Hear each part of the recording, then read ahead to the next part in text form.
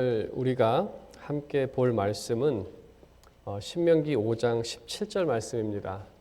근데 오늘은 특별히 구절이 너무 짧아서 성경 봉독을 하지 않고 신명기 5장 17절 살인하지 말지니라라는 제목으로 하나님의 말씀 전하도록 하겠습니다.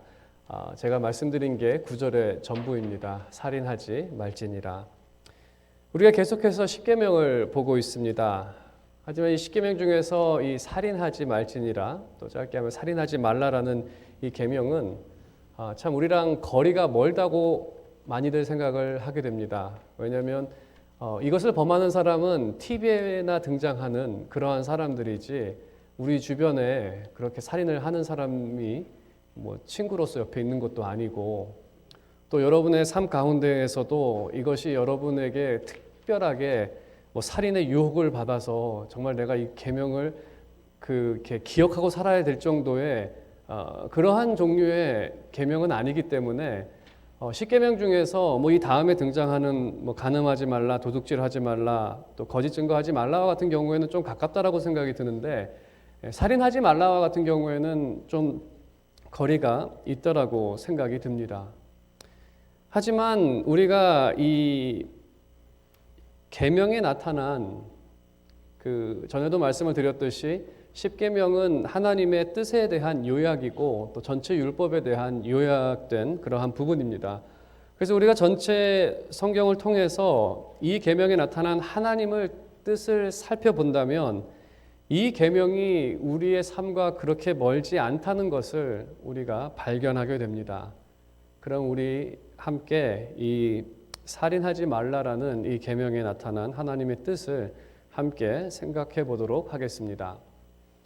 그러면 이것이 요약된 그러한 말씀인데, 그러면 이 계명이 요구하는 이 살인하지 말라의 범위, 어떤 구체적인 그러한 사항을 통해서 이 범위를 우리가 살펴본다면 당연히 우리가 통상적으로 생각하는 어떠한 살인의 계획을 가지고 살인하지 말아야 하는 것은 당연하고, 더 나아가서 홧김에 누구를 한 대 때렸는데 죽일 의도는 없었는데 한 대 때렸는데 그 사람이 정말 죽게 된다면 치사살인이라고 보통 하는 그러한 것도 당연히 율법에서는 금하고 있습니다.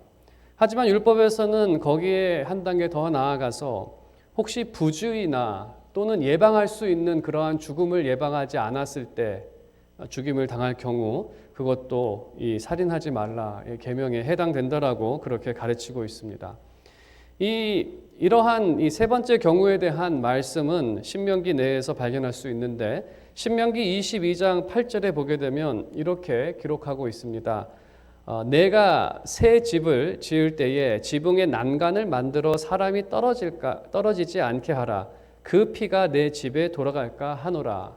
이 말씀에서도 지붕에 난간을 만들었다면 충분히 누가 떨어져서 죽어서 사망할 수 있는 그 일을 예방할 수가 있었는데, 본인의 게으름인지 아니면 부주의함인지 어찌되었던 그것을 만들지 않아서 사람이 떨어져서 죽게 되었을 때 그 죄값은 바로 너에게 돌아가게 될 것이다라는 그러한 의미입니다. 그래서 이 살인하지 말라라는 범위는 이 부주의함, 또 더 나아가서 신명기 24장 21절을 보게 되면 이것도 어떠한 죽음을 방지할 수 있는, 예방할 수 있는 그러한 방법이었는데, 내가 내 포도원에 포도를 딴 후에 그 남은 것을 다시 따지 말고 객과 고아와 과부를 위하여 남겨두라. 이 말씀의 의미는 추수하는 날 자기 포도원에서 이제 포도를 따면서 다 추수를 했습니다. 한번 쑥 훑어가면서 다 땄는데, 다 땄는지 알고 뒤를 돌아봤더니 깜빡 잊고 안 딴 포도들이 몇 개가 남아 있습니다. 그 남아있는 포도를 따지 말라는 겁니다. 한 번 지나가서 미스했으면 그것은 고아와 과부를 위하여 남겨두게 된 것이니 다시 따지 말라는 겁니다. 하지만 만일에 이 포도원 주인이 욕심이 생겨서 정말 그 포도원에 하나도 남기지 않고 전부 다 따갔다라고 예상을 해본다면 이제 고아와 과부를 위한 음식은 남아있지 않습니다.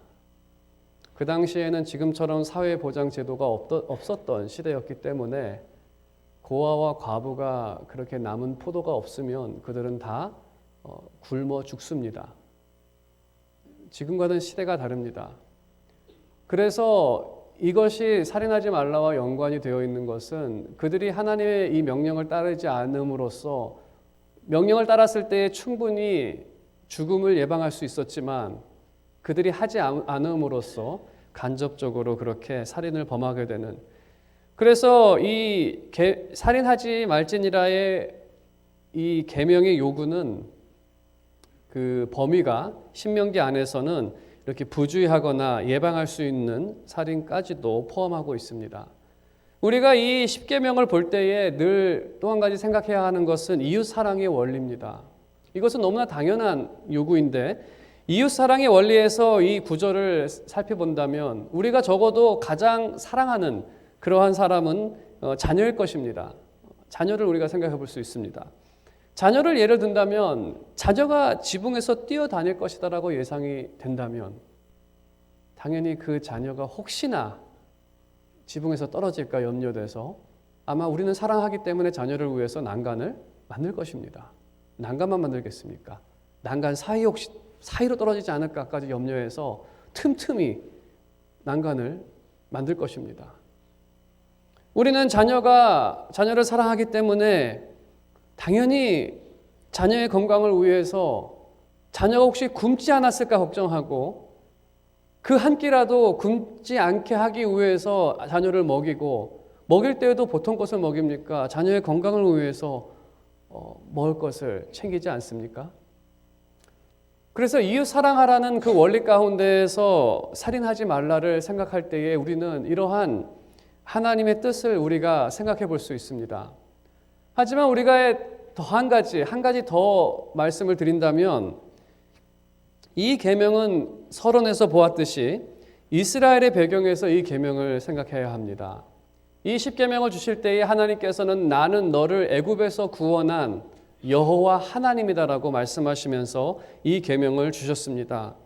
우리가 그 배경을 생각할 때에 그들에게 자신의 포도원에서 난 그것의 일부를 불쌍한 사람들한테 주라는 것은 그렇게 부당한 요구가 아닙니다.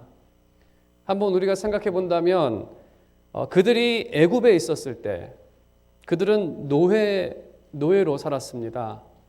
그리고 노예로 애굽에 있었을 때에 그 애굽 사람들은 그들의 생명을 존중하지 않았습니다. 전혀 귀하게 여기지 않았습니다.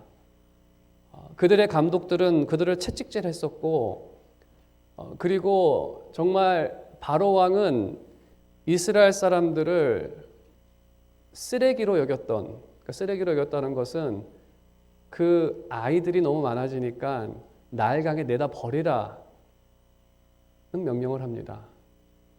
생명에 대한 필요 없으면 갖다 버릴 수 있는 이스라엘 백성들은 애굽에서 그들의 생명은 전혀 존중받지 못했습니다. 하나님께서 그들에게 내리신 심판은 참 공의롭다는 것 중에 하나는 하나님께서 마지막에 치신 사람은 그들의 자녀들이었고 그들의 군대는 물에서 다 수장을 당하는 그것이 어떤 그 하나님의 공의의 모습이기도 합니다. 아무튼 그들이 노예되었던 애굽은 단순히 노예되었던 곳이 아니라 죽음의 장소였습니다. 그러한 곳에 있었던 이스라엘 백성들을 하나님께서는 그 이스라엘 사람들, 그들의 생명을 귀하게 여기셨습니다. 그리고 그들을 구원하셨습니다.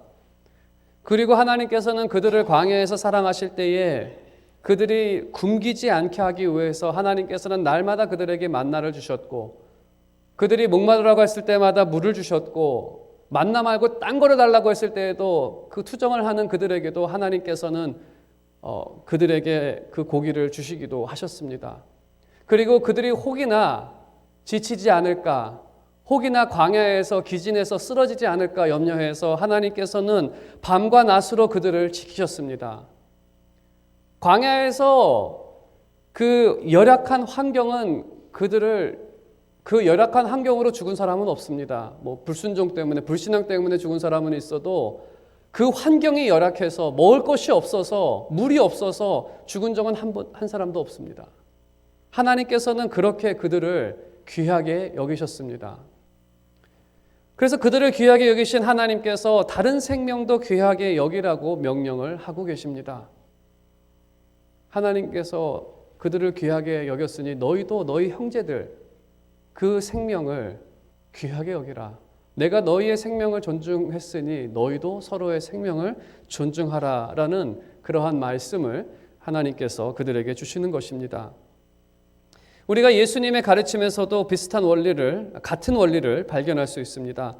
예수님께서 마태복음 5장 21절과 23절에 22절에 보게 되면 예수님께서 이렇게 말씀을 하십니다. 옛사람에게 말한 바 살인하지 말라, 누구든지 살인하면 심판을 받게 되리라 하였다는 것을 너희가 들었으나 나는 너희에게 이르노니 형제에게 노하는 자마다 심판을 받게 되고 형제를 대하여 나가라 하는 자는 공회에 잡혀가게 되고 미련한 놈이라 하는 자는 지옥불에 들어가게 되리라.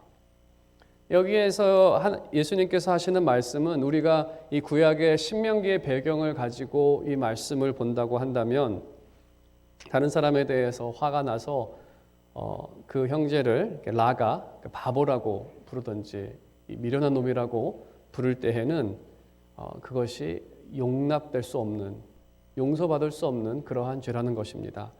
다른 말로 하면 이웃을 귀하게 여기지 않는 아주 작은 행동도 용납할 수 없다라는 그러한 의미입니다.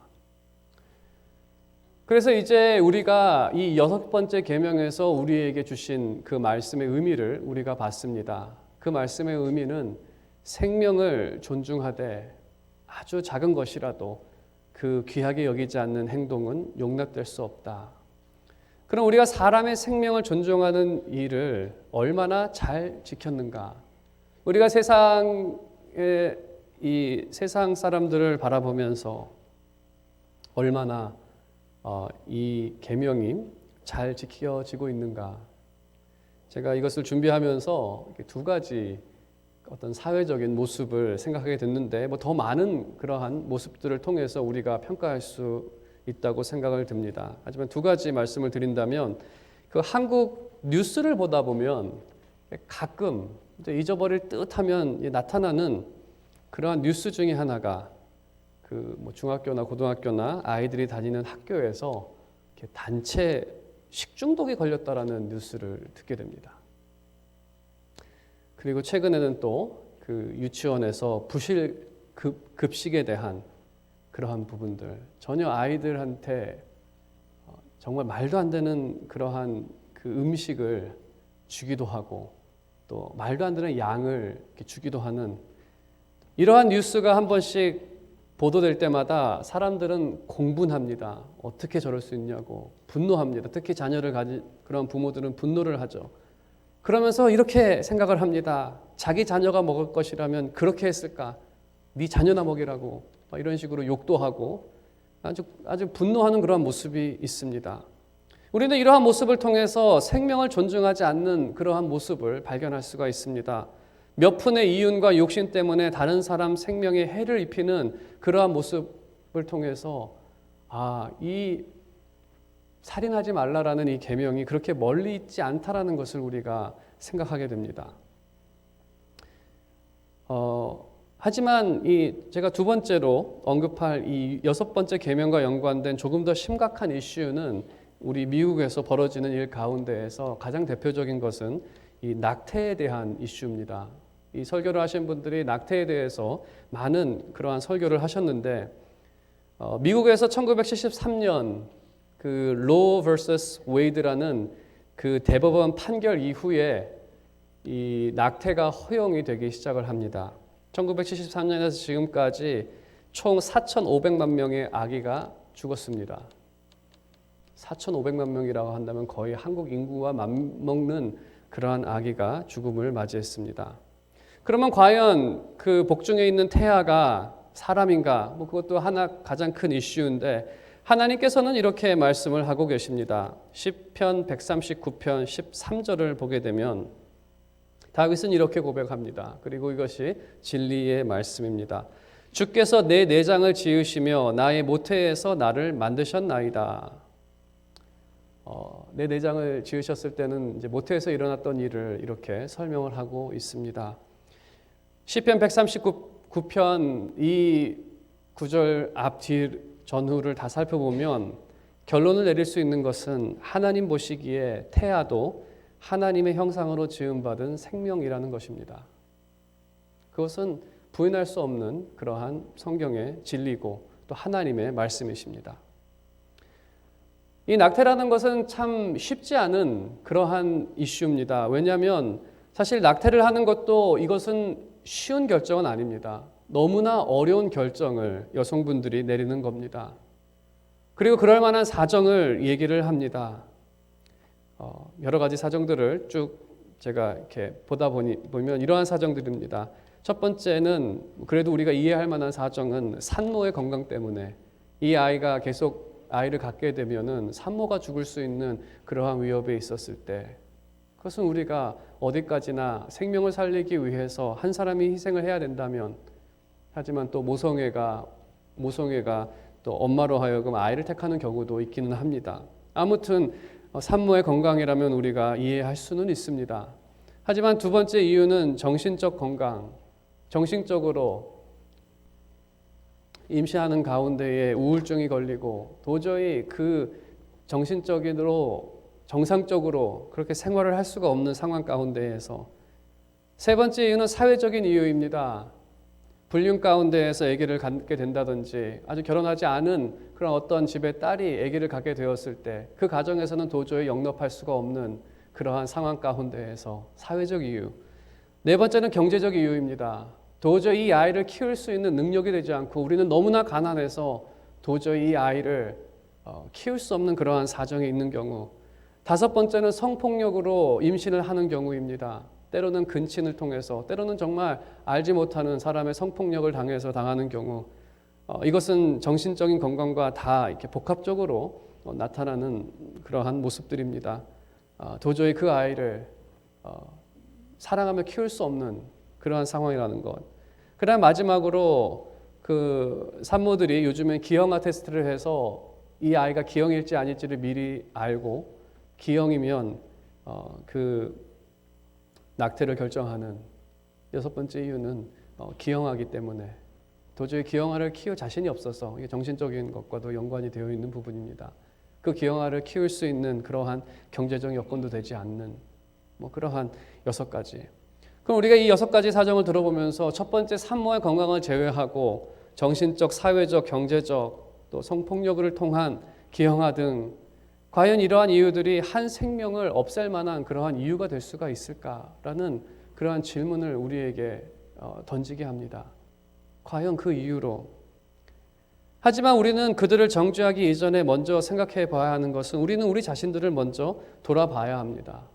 과연 4,500만 명이라는 그러한 아기가 죽었는데 그것에 대해서 우리는 어떠한 관심을 지금까지 보았는지, 그리고 그것에 많은 사람들이 각자의 사정이 있었는데 그 사정에 대해서 우리가 얼만큼이나 관심을 보여왔는지, 그리고 만일에 관심을 보였다라고 한다면 과연 우리는 무엇을 했는지.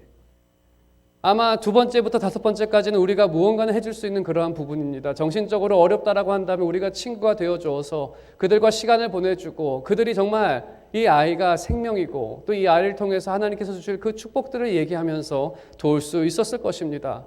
사회적이라고 한다면 내가 너의 엄마가 되어줄게, 할머니가 되어줄게, 가정에서 그렇게 한다면 내가 도와줄 수 있다라는 그러한 손을 과연 교회가 그들에게 벌렸는지, 또 경제적인 그러한 문제 앞에서 내가 몇 푼이라도 도와줄 테니 그 선택은 하지 말라고 하는, 당연히 성폭력을 당한 그 큰 트라우마 가운데에서 정신적으로 너무나 힘든 그러한 사람들을 얼마나 우리는 품었는지, 또 기형아를 이제 낙태하는 그러한 과정 가운데에서 기형아라 할지라도 그것은 하나님께서 주신 귀한 생명이고 만일에 키우는 게 힘들다면은 내가 부를 때마다 가서 도와주겠다고, 우리가 도와주겠다고 하는 우리가 이들을 정죄하기 이전에 우리는 우리의 자신을 돌아보면서 만일에 우리가 그러한 무언가 이 책임을 분담했다라고 한다면 과연 4,500만이라는 되는 아기 중에서 몇 명이나 우리가 살릴 수 있었을까요? 과연 그 중에 한 명이라도 살렸다라고 한다면 그것이 하나님 앞에 정말 귀한 사역이 아니었을까요?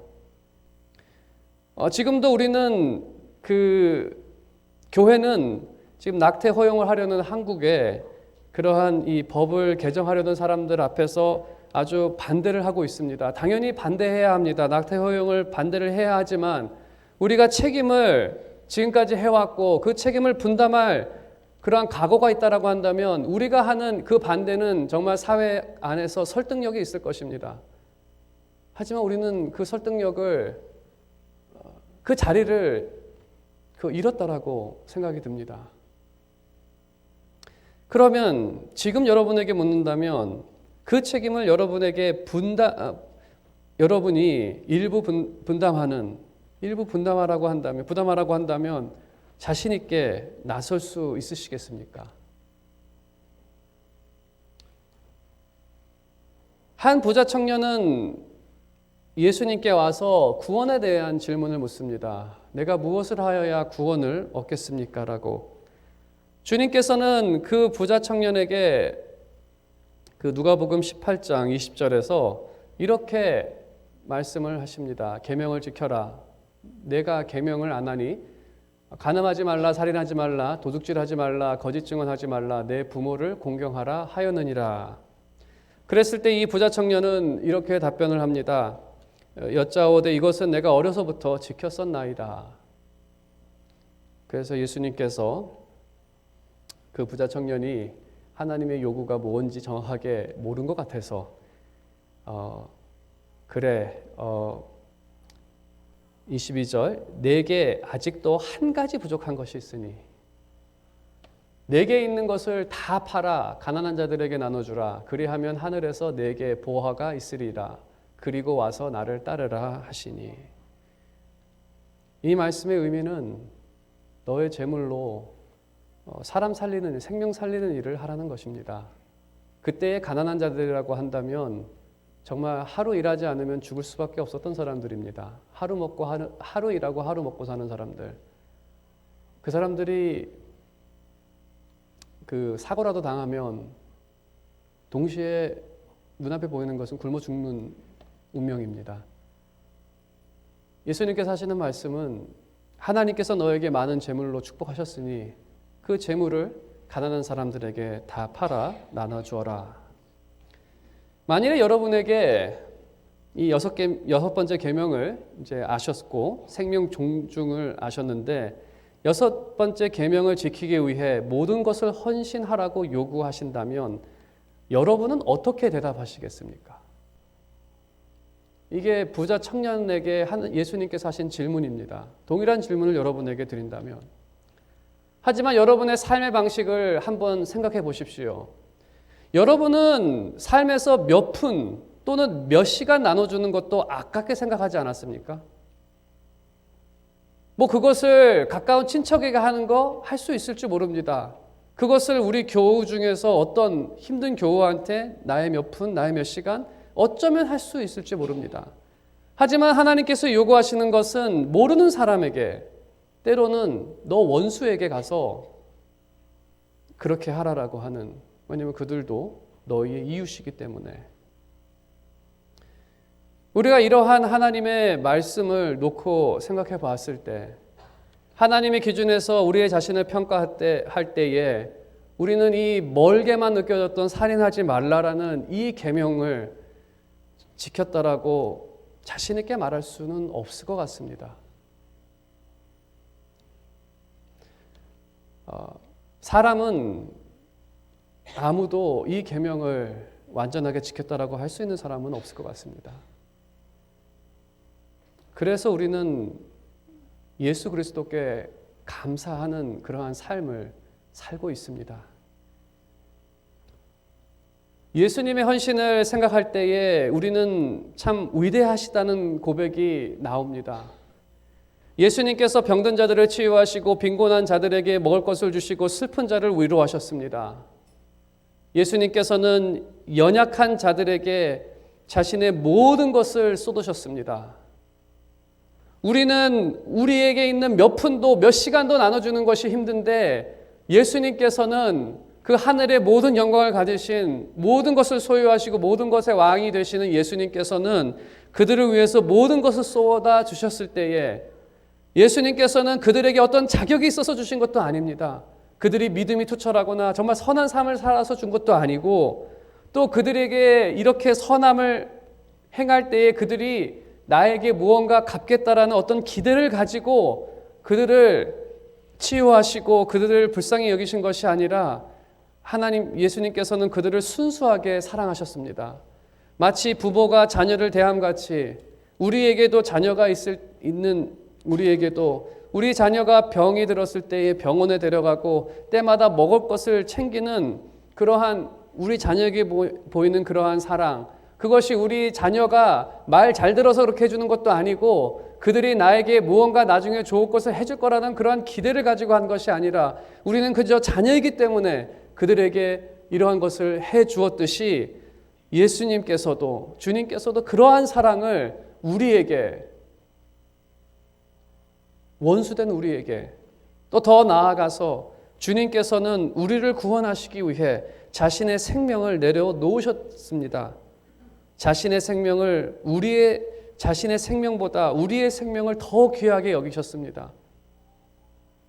자신의 목숨을 내려놓을지언정 저들의 생명을 놓지 못하겠다라는 우리가 6번째 계명을 묵상하면서 6번째 계명이 살인하지 말라의 완전한 모습은 그리스도를 통해 발견되어집니다. 예수님께서는 단순히 그 율법을 완벽하게 가르쳐 주셨을 뿐만 아니라 정말 완성하신 분이십니다. 그래서 우리가 먼저 기억해야 할 것은 우리가 구원을 받는 이유는 이 계명을 지켜서가 아닙니다. 이 계명을 범함으로 우리가 받아야 할 형벌을 예수님께서 대신 당하셨고 우리가 지켜야 할 이 계명을 예수님께서 대신 지키셔서 우리가 그리스도께 속했기 때문에 우리가 믿음으로 그리스도께 속했기 때문에 우리가 그리스도로 인해서 구원을 받을 수 있는 것입니다. 우리를 구원하기 위해 모든 것을 사랑으로 헌신하신 예수님께서 우리에게 명령하십니다. 내가 너희를 사랑한 것 같이 너희도 서로 사랑하라. 내가 너희의 생명을 귀하게 여긴 것 같이 너희도 이웃의 생명을 귀하게 여기라 라고 말씀하십니다. 이제 우리는 형벌의 두려움이 없이 주님에 대한 사랑을 지킬 수 있습니다. 이것을 지키지 않는다고 해서 더 이상 우리에게는 정죄함이 없습니다. 그리스도께서 우리의 모든 죄를 사해 주셨기 때문에. 하지만 이 복음의 사실을 깨닫는 우리는 성령께서는 이 복음으로 사랑을 깨닫게 하셔서 위대하신 주님을 알게 하시고 저게 정말로 위대한 모습이구나. 그리고 위대하신 주님을 닮고자 하는 열정을 우리에게 주시고 또 우리를 그렇게 주님을 닮아가는 형상으로 날마다 만들어 가십니다. 우리가 주님을 닮아가며 우리도 주님처럼 생명을 귀하게 여길 수 있고 또 우리는 그 안에서 사람들을 살리는 일들을 감당할 수 있습니다. 우리가 그리스도를 닮아갈 때 우리의 삶의 모습을 통해 우리는 많은 이웃을 유익하게 할 수 있으며 또 우리의 선행을 통해 많은 사람들은 하나님께 영광을 돌리게 될 것입니다. 오늘 말씀의 결론을 맺도록 하겠습니다. 6번째 계명에 나타난 하나님의 뜻은 이웃의 생명을 귀하게 여기라는 하나님의 말씀입니다. 우리가 살아가는 시대는 여전히 생명을 귀하게 여기지 않는 모습이 여러 곳에서 나타납니다.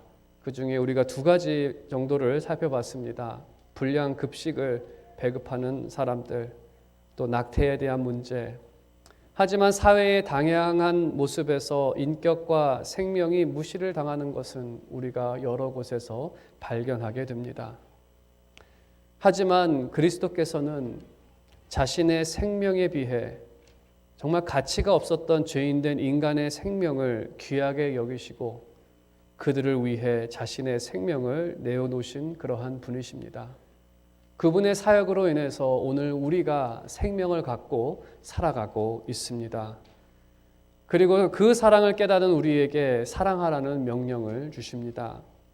진정으로 저에게 여러분을 향한 그러한 바람이 있다라고 한다면 그 하나님의 은혜와 사랑이 여러분의 삶을 풍요와 기쁨으로 인도할 뿐만 아니라 여러분의 삶이 하나님에 대한 그 사랑과 그 은혜가 정말로 흘러 넘쳐서 이웃에게도 그 사랑이 흘러나가 진정으로 여러분이 가는 곳마다 생명이 살아나고 또 많은 사람들이 여러분으로 인해서 하나님께 찬양을 돌리는 그러한 귀한 일들이 여러분의 삶 가운데 나타나기를 주님의 이름으로 축원드립니다.